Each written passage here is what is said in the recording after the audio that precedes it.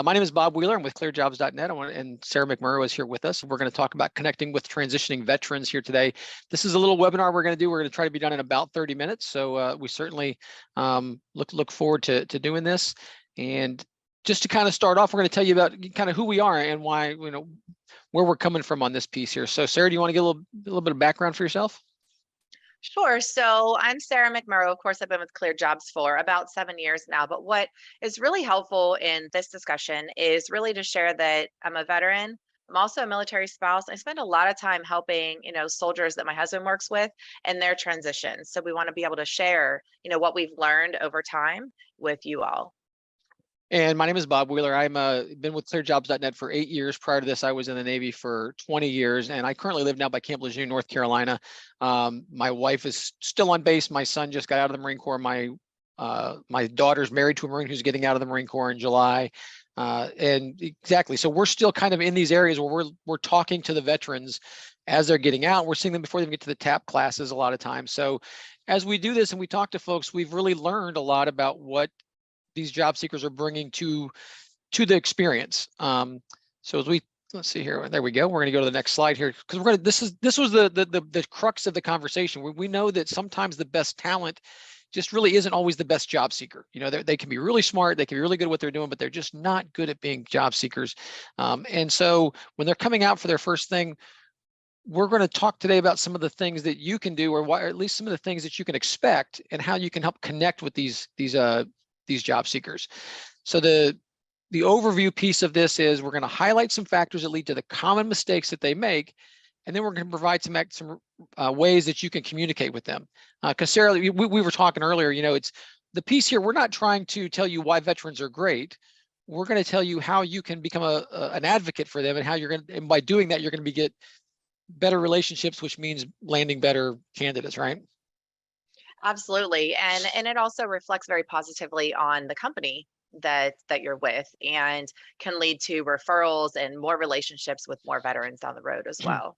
Yeah, we have this conversation back and forth too, because we really do.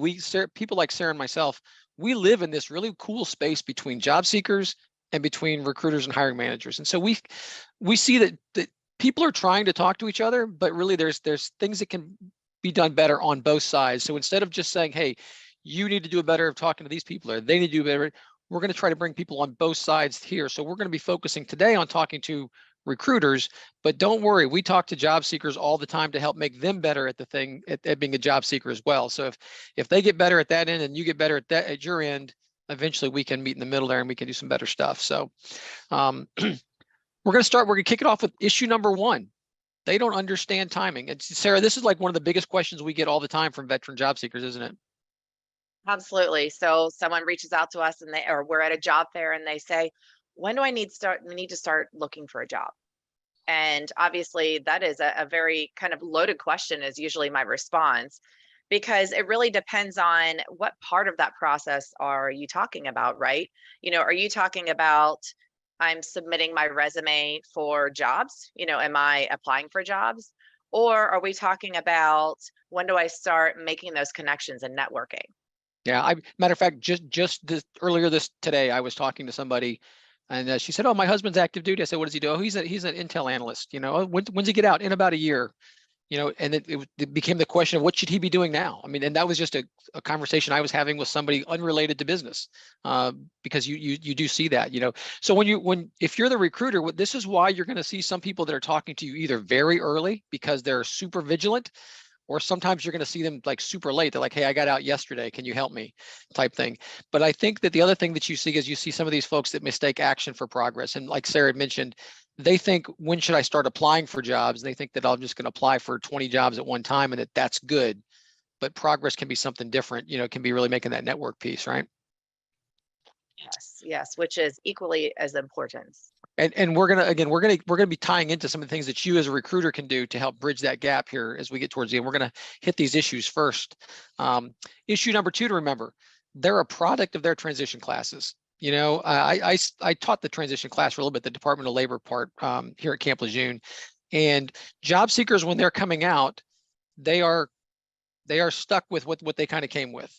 they're coming out there, those resumes that you might see where the resumes are like kind of stuck and they're the same thing, they're cookie cuttered. It's because that's what they were kind of taught, and Sarah, have you experienced talking to people as far as coming out of transition class?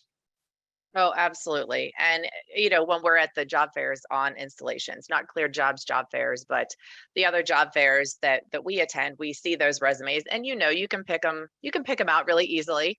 And it's not because, those transitioning service members or veterans, it's not that they don't care and they want to make it easier. It's this is what they've been given to work with. And more often than not, they've never had to have a resume because a lot of them come out of out of high school or out of college right into the service. They never needed a resume.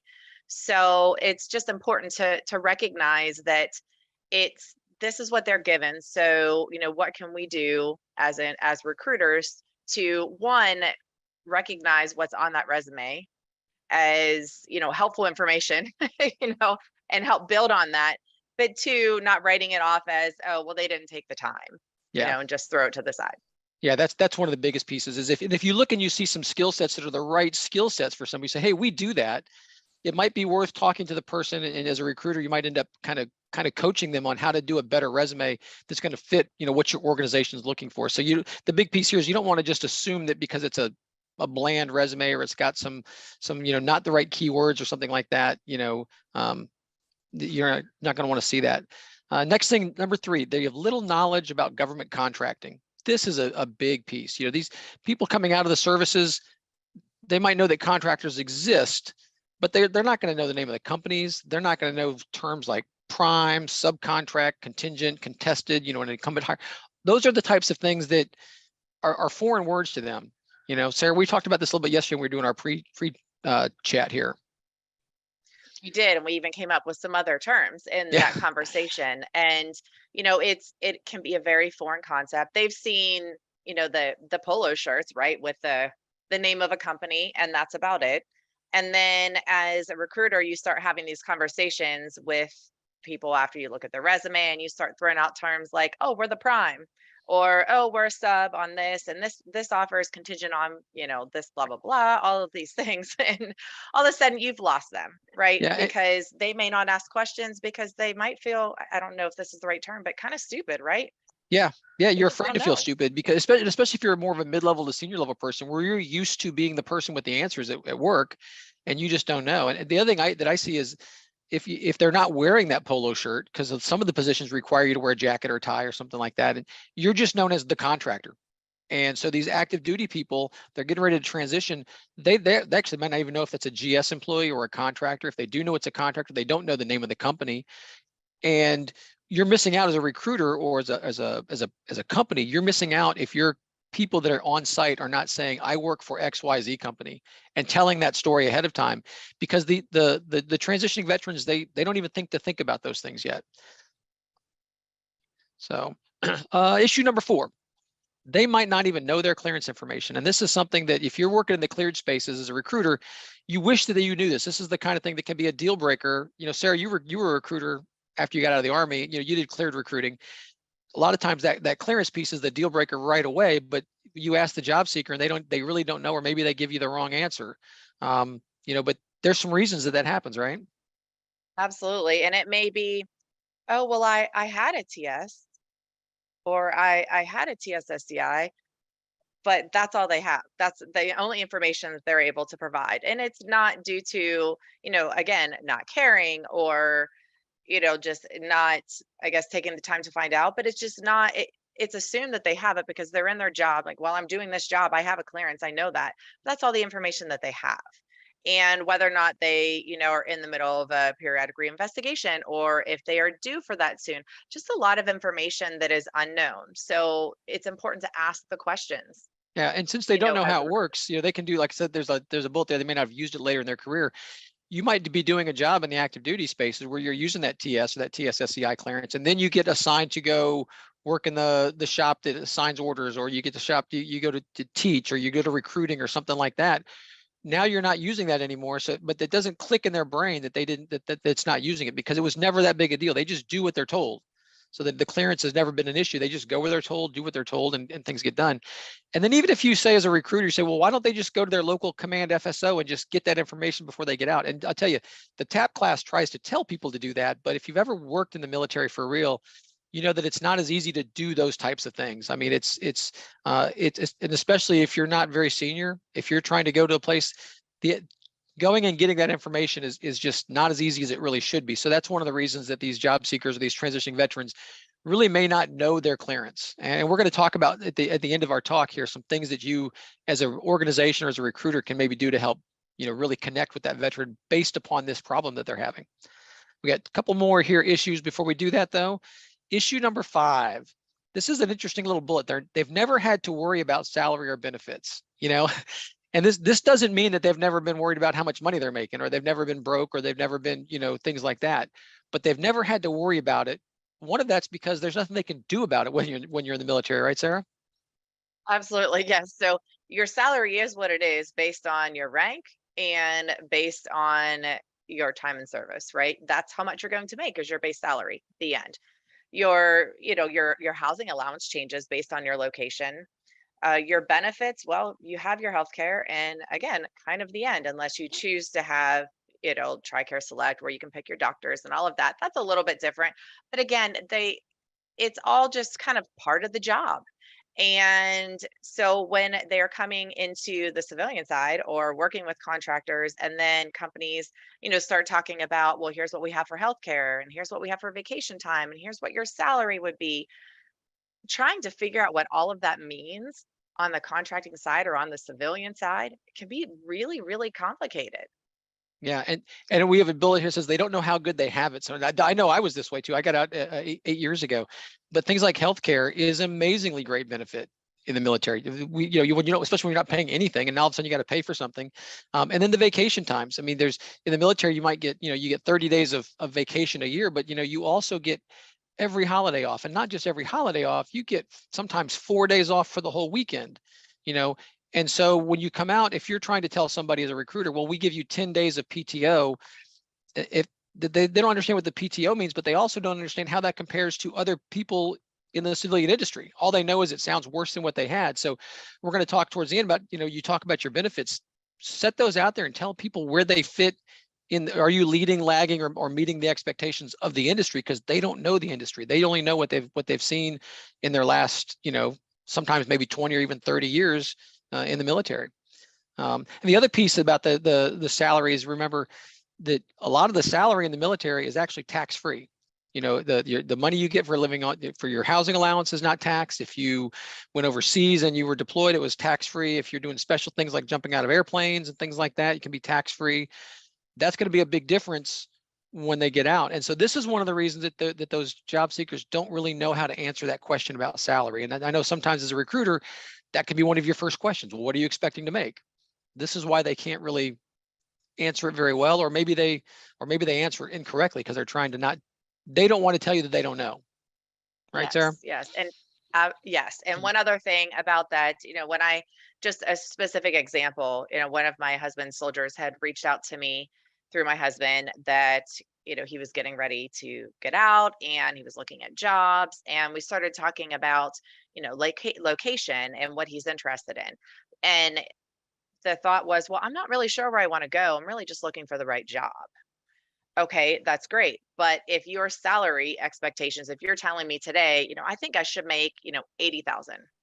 You know what, your 80,000 here at Fort Bragg, because that's where I am, is going to go a whole lot further than it's going to go in DC. Because it's obviously the cost of living in DC is a whole lot higher. So, it's really important to have that as part of your conversation, both, for me with the service members in their transition. And hey, be careful with the numbers that you're talking about. Make sure that they're specific to where you're talking about, right? With the Yeah. jobs, and then for you as recruiters and on the company side. So we've got one more issue that we've identified. And this is probably one of the biggest ones too. They don't understand the hiring process. Transitioning veterans, they don't know what the roles of recruiters really do, hiring managers. They don't understand a lot of those pieces. When you think about it, I remember talking to people, when we go to our job fairs, we talk to veterans all the time at our job fairs. I remember talking to one gentleman who was getting out He was a Navy captain, had gone to the Naval Academy. So he'd been in the Navy for 25 years. And I asked him, I said, have you ever had a job before this? He says, no. I said, so when you think about it, the last time you actually had to apply for a job was when you applied to go to a service academy. So that was your junior year of high school. And now this person is a super smart, PhD nuclear scientist, all this other kind of stuff. But he was scared to death because he didn't know anything about the hiring process. So we as recruiters have to kind of understand that they're just not going to know how this works. And if you can explain it to them, you're going to be their friend in a hurry. Sarah, do you have any thoughts on this, or either that you're seeing or that you remember when you were at Oak Grove or anything like that? No, it really, I mean, you hit the nail on the head. It's just a matter of not knowing. Can be extremely intelligent, long career people that don't know, or junior soldiers who, maybe worked at a pizza shop in high school, but that was fill out an application and maybe talk to one person. And maybe there have been a couple of times throughout their military career where they interviewed for a particular job. But, most of the time someone says, hey, here's where you're going. This is your job. The end. And You you don't know really what? have a choice beyond that. And it's a lot different when you get out. Yeah, and one of the things the reason we're doing this process here, because we're here to talk about how you can connect with those transitions, not how you can find them, how you can actually connect. Like because when they come in the military, a lot of times, I'll be honest, I did recruiting. I've recruited doctors and nurses, but recruiting in the military doesn't always have the greatest reputation. There's stories that go around how the recruiter lied to me about this, lied to me about that. So they're coming out of this thinking recruiters is a business. It's all about getting them over on, they're getting something over on them. So if you as a recruiter can start to be their friend and really explain to them, I'm here to help you learn these things, but you got to remember, they're not starting with that assumption. They're not assuming that you're there to help them. They're assuming that you're there to try to get talent for your company at a cut rate, or try to, screw them over on price or benefits or something like that. They're very worried about getting screwed over. So what we're talking about here is how you can connect with them so that you can say, hey, no, I'm actually here to help. And by answering some of these questions and all these issues that we brought up, when you proactively do these things, they'll start to feel more comfortable with you. And this could be the thing that differentiates you or your company from the competition for this talent.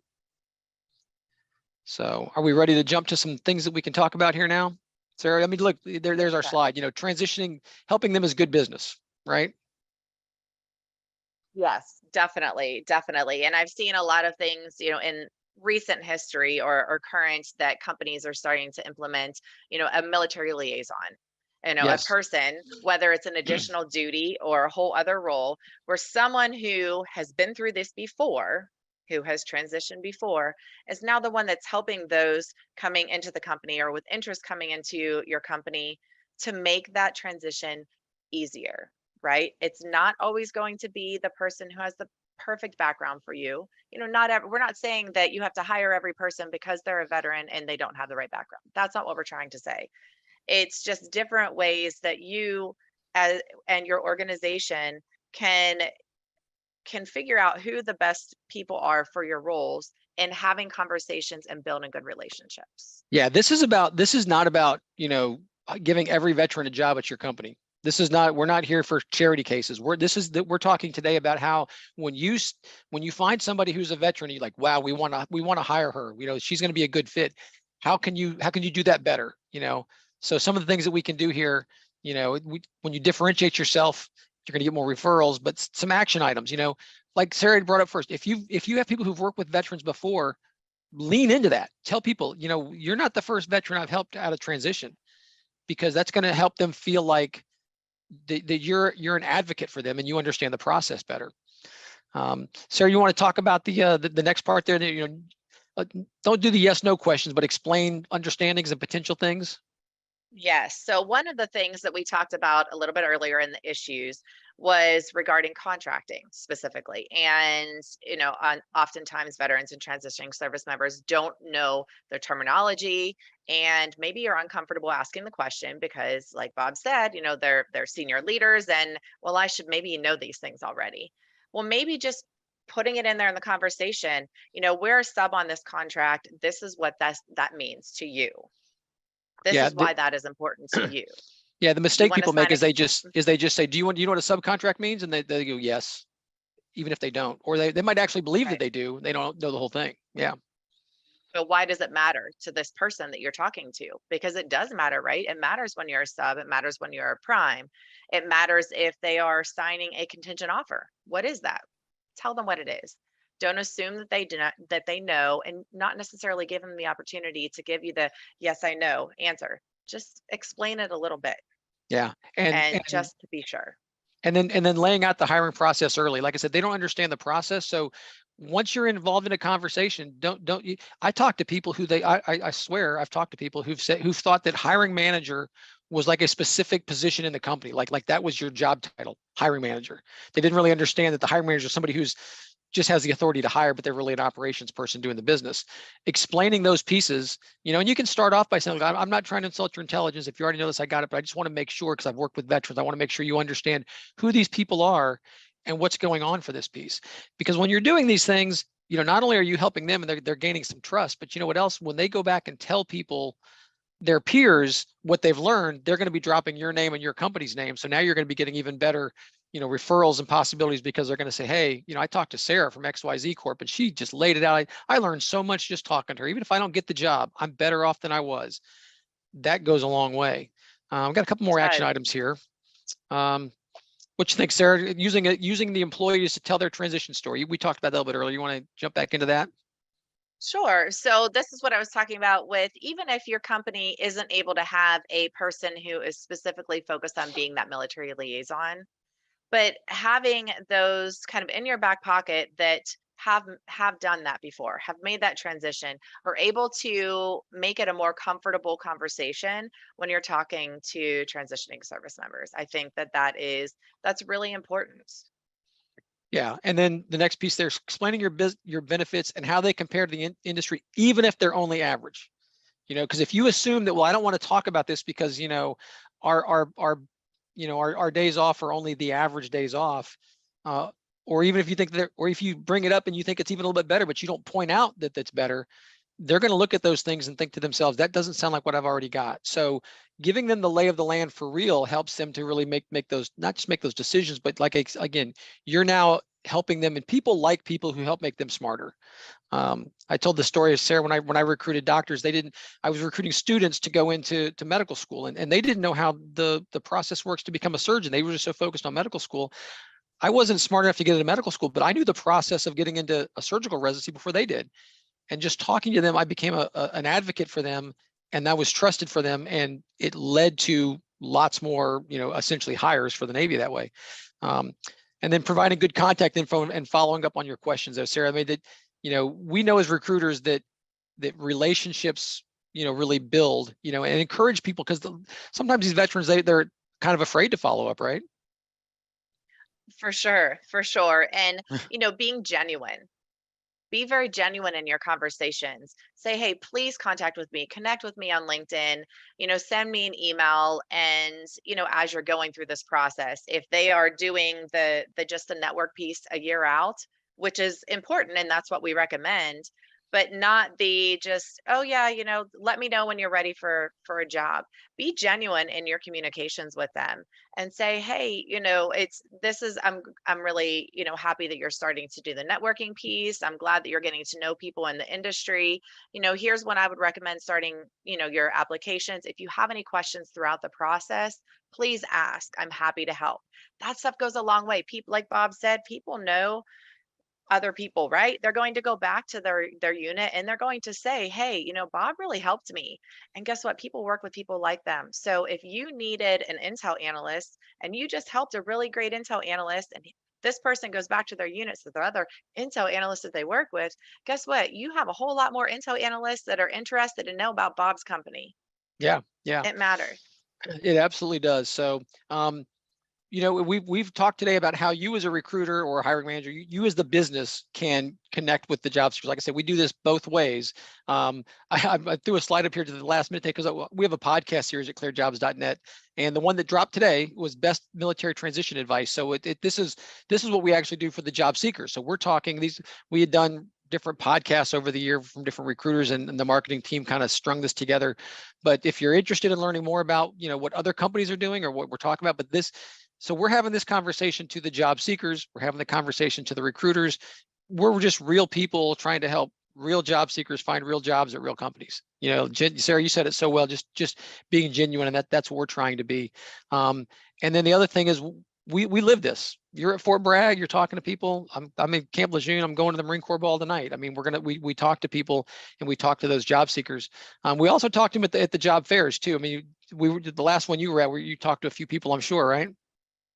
Definitely, definitely. And that's, when we don't see them there, we're always encouraging sharing on our networks when there are events coming up, because this is great practice for the job seekers too, right? This is great networking for them to come out and start talking to people in the industry, whether it's at our events or the ones on their installations.